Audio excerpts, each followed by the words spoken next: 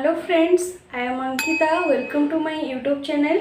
दोस्तों, आज हम ऑर्थोगोनल मैट्रिक्स के बारे में पढ़ेंगे कि ऑर्थोगोनल मैट्रिक्स का डेफिनेशन क्या है। आज हम देखेंगे ऑर्थोगोनल मैट्रिक्स। तो दोस्तों, हम अभी तक क्या पढ़ते आ रहे हैं? अभी हम मैट्रिक्स डेफिनेशन देखे, फिर मैट्रिक्स ट्रांसपोज देखे, उसको यूज करके कैसे हम ऑर्थोगोनल डिफाइन कर सकते हैं आज हम देखेंगे। ठीक है, तो एक्चुअली ऑर्थोगोनल का डेफिनेशन क्या है? अगर हमारे पास एक मैट्रिक्स ए है, फिर उसके हम अगर ट्रांसपोज निकालेंगे, फिर हम क्या करेंगे, वो दोनों मैट्रिक्स को हम मल्टीप्लिकेशन करेंगे। फिर उसके बाद अगर ये A transpose A equal to identity matrix होता है, इसका मतलब अगर एक मैट्रिक्स, उस मैट्रिक्स के साथ हम क्या करेंगे, वही मैट्रिक्स के ट्रांसपोज के साथ हम मल्टीप्लिकेशन करेंगे। अगर वो हमको एक आइडेंटिटी मैट्रिक्स देता है तो हम बोलेंगे कि here A is orthogonal matrix. So A is an orthogonal matrix. तो दोस्तों, ये तो हो गए हमारी डेफिनेशन। क्या दोस्तों, ये थी डेफिनेशन कि ऑर्थोगोनल मैट्रिक्स का डेफिनेशन क्या है। लेकिन हम जब कॉम्पिटिटिव एग्जाम देते हैं ना, वहाँ पे हमको जल्दी प्रॉब्लम सॉल्व करना चाहिए, क्योंकि हमारे पास लिमिटेड टाइम होता है।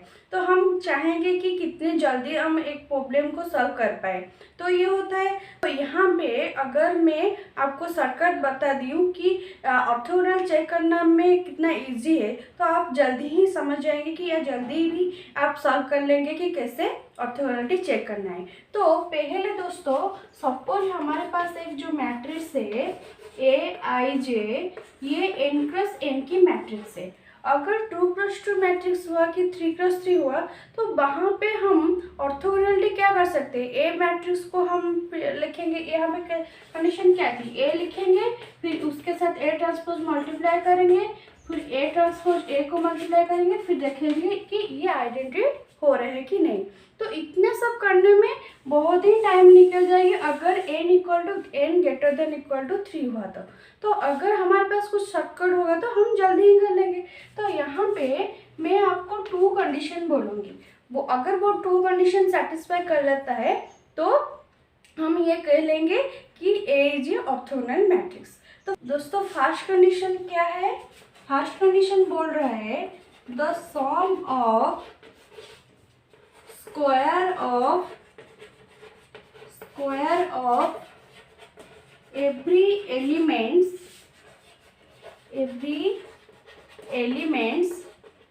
in each row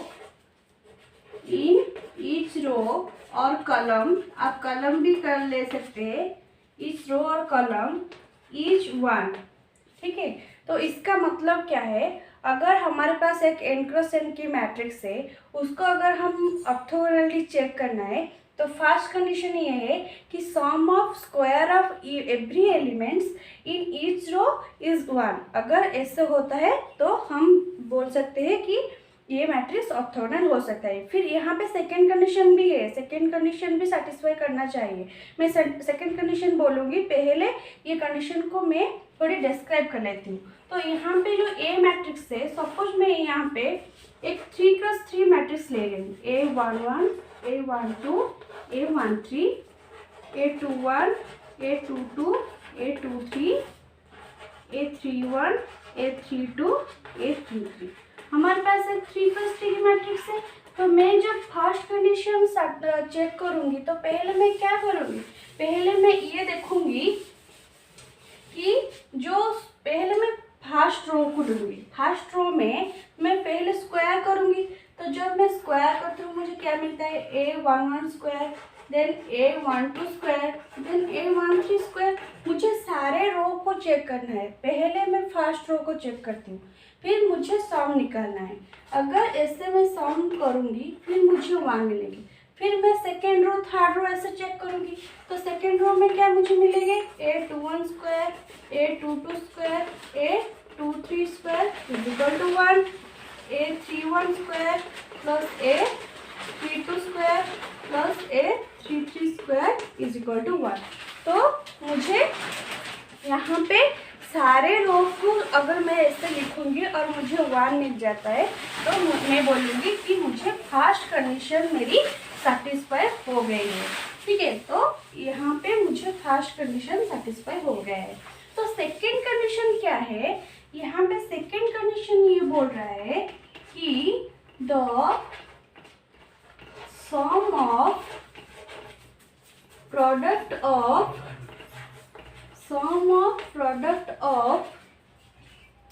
corresponding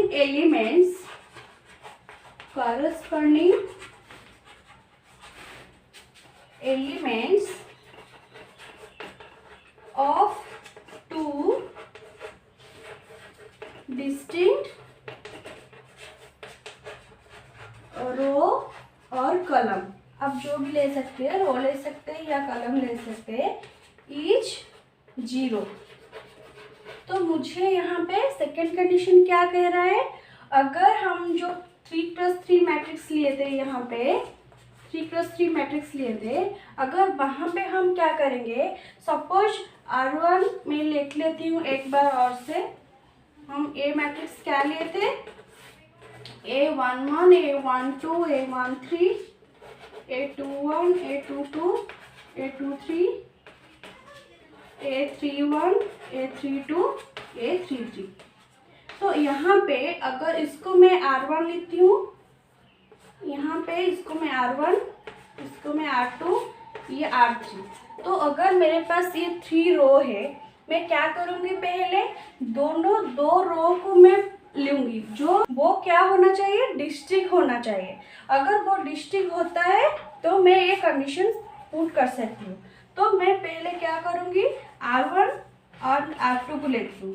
तो R1 R2 में क्या होता है, मैं क्या करूँगी, A11 into A21 plus A12 into A22 plus A13 into A33 equal to मुझे 0 मिलता है। तो यहाँ पे अगर मुझे ये 0 मिल गया है तो मैं बोलूँगी कि मेरी सेकेंड कंडीशन सेटिस्फाई हो गया है। तो दोस्तों यहाँ पे ये 2 कंडीशन बहुत ही इम्पोर्टेंट है एंड बहुत ही इजी है चेक करने में। अगर ये दोनों कंडीशन सेटिस्फाई हो जाता है तो हम डायरेक्ट बोल सकते हैं कि ये जो मैट्रिक्स है हमारे पास वो एक ऑर्थोगोनल मैट्रिक्स है। दोस्तों तो अभी कुछ प्रॉपर्टीज देख लेंगे कि ऑर्थोगोनलिटी का प्रॉपर्टीज क्या होता है। उस यहाँ पे कुछ ज़्यादा प्रॉपर्टीज नहीं है, तो हम पहले प्रॉपर्टीज देख लेंगे।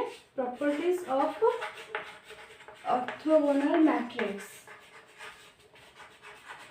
तो ये यहाँ पे फर्स्ट प्रॉपर्टीज ये बोल रहा है, अगर A and B, if A and B are both orthogonal matrix, are both orthogonal matrix, then AB is orthogonal and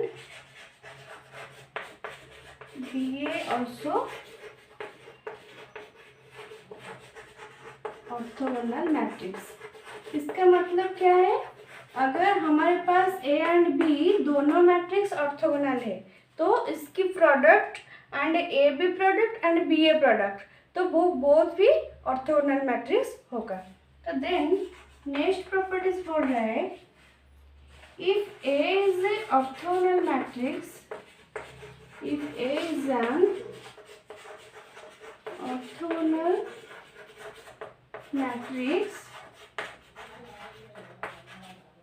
then A to the power n is also orthogonal matrix।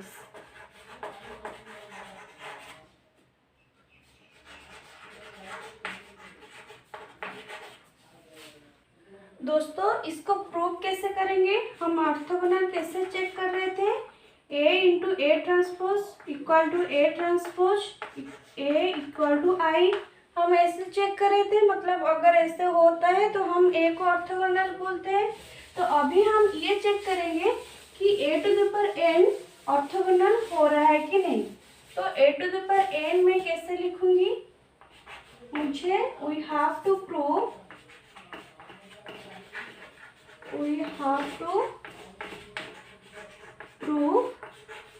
A n into A n transpose is equal to I. यहाँ पे दूसरे भी equal होंगे, मैं सिर्फ एक ही आपको prove करके दिखा देती हूँ, दूसरे भी बहुत ही इजी है प्रूव करना। तो दूसरे क्या है, मतलब इसके दूसरे उल्टे में जो होता है, तो ये हमको ये होगा। मैं पहले दिखा लेती हूँ, फिर दूसरे बहुत ही इजी होगा। तो देखते हैं। तो LHS हम लेंगे। LHS में क्या है, A to the power n A n to the power transpose. तो ट्रांसपोज में हम क्या पढ़े थे, इसको मैं ऐसे भी लिख सकती हूँ, ट्रांसपोज में पहले ये भी हो सकता है। तो ये जो पावर सेम है तो इसको मैं इससे होल पावर भी लिख सकती हूँ। तो यहाँ पे देखिए दोस्तों, यहाँ पे A into A transpose is equal to identity matrix. So identity to the power n is equal to identity. तो दोस्तों हमको ये मिल गया है। ये थी आज की कुछ ऑर्थोगोनैलिटी की प्रॉपर्टीज।